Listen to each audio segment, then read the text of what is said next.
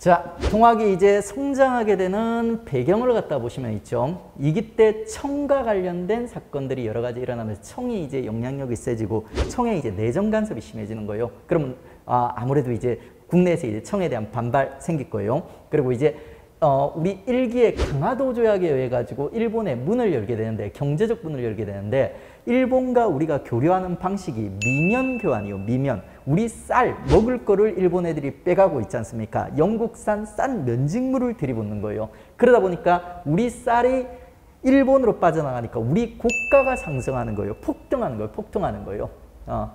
그러면서 이제 농민들 불만이 쌓여가.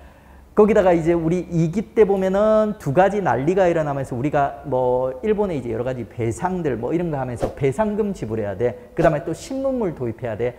여기에 들어가는 돈들 전부 백성들한테 탈탈탈 털어서 나오는 거예요. 이거 정확하게 애울 필요는 없고, 전반적으로 그 10년간 공백기 동안 백성들이 정말 살기 좋았다 어려웠다, 어려웠다는 걸 보여주고 싶은 거예요. 그리고 이제 이렇게 불만이 쌓인 농민들이 있죠. 농민들이 현실에 만족하지 못하다 보니까, 지금도 그래요. 그러니까 사람들이 현실에 만족하지 못하면 종교에 관심들을 많이 가지게 됩니다. 아무래도 현실이 어려울 때. 그래가지고 이제 동학이라는 신흥 사상이 있죠. 성장하고 변화할 수 있는 배경, 발판을 갖다 마련해 주는 거예요. 농민들이 너무 어렵다 보니까 농민들이 동학이라는 사상, 신흥 종교에 이제 관심을 가지게 됩니다. 자, 이 동학이 이제 어떤 과정을 통해서 성장하냐.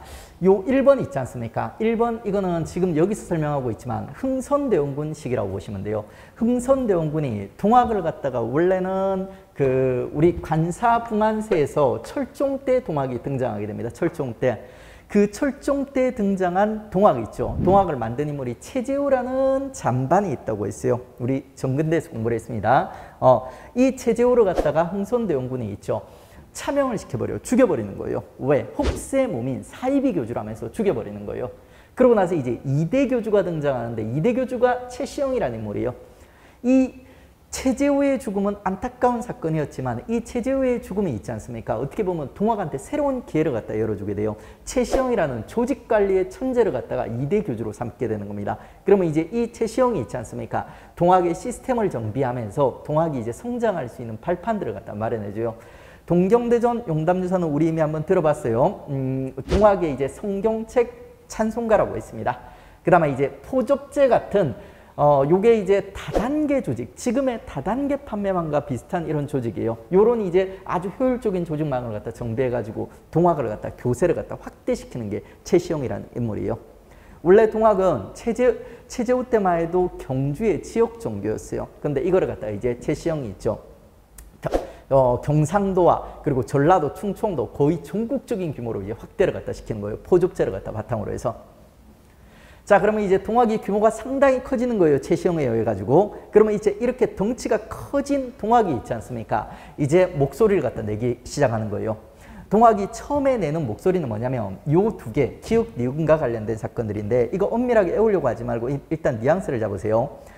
삼내집회 교조신원 복합상소가 뭐냐면 최재우의 죽음이 억울한 죽음이었다는 거예요. 최재우가 혹세무민 한 적이 없는데 억울하게 죽었다는 거예요. 그래, 최재우의 억울함을 풀어주고 있죠. 우리 동학을 갖다 합법화 시켜달라는 종교적인 목소리를 냈던 거예요. 전라도에서 한번 했고, 그 다음에 서울에서 한번 하는 거예요. 삼내집회 교조신원 복합상소가 이런 역사적 의미를 갖습니다. 근데 이게 시험에 잘 나오는 그 포인트들은 아니니까 나중에 심화 가서 이름을 암기하셔도 돼요. 동학이 이제 어느 정도 덩치가 커지고 나면 이런 목소리들을 냈다, 이렇게 이제 보시면 되는 겁니다. 이게 바로 이제 우리가 알고 있는 10년간 공백기 있지 않습니까? 그 시기 때 이제 이런 흐름들이 등장하게 되는 겁니다.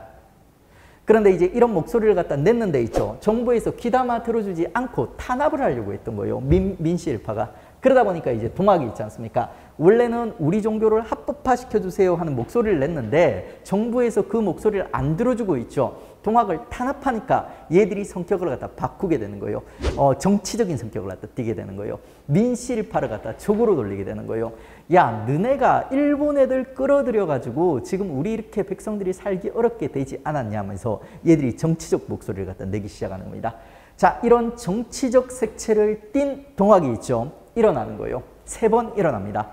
첫 번째 일어나는 거는 1차 봉기라 안 부르고 그냥 고부봉기라 불러요. 그게 0단계 고부봉기, 그리고 이제 1차 봉기, 2차 봉기, 총 3차례 봉기가 일어나게 되는 거예요. 둥학과 관련된 출제 포인트 중에 있지 않습니까? 순서 잡는 문제들 제일 핀출됩니다. 그래서 고부봉기, 1차 봉기, 2차 봉기를 갖다 중심으로 해가지고 여러분들이 이제 순서를 갖다가 논리적으로 잡을 줄 알아야 돼요.